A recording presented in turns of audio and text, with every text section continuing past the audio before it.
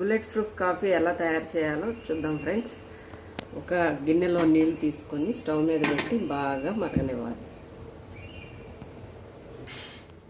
తర్వాత Bru coffee పొడి తీసుకొని మిక్సీలో వేసుకొని ఒక స్పూను, దీనిలో కొంచెం వాటర్ యాడ్ చేసి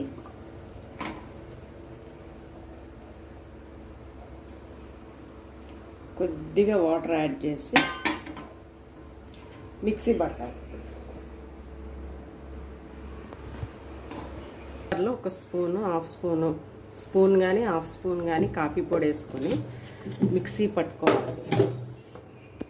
ఇలా పట్టుకోవడం చక్కగా ఇలా అయింది. హోటల్ స్టైల్లో వచ్చింది కాఫీ. దీనిలో ఇప్పుడు ఒక స్పూన్ కానీ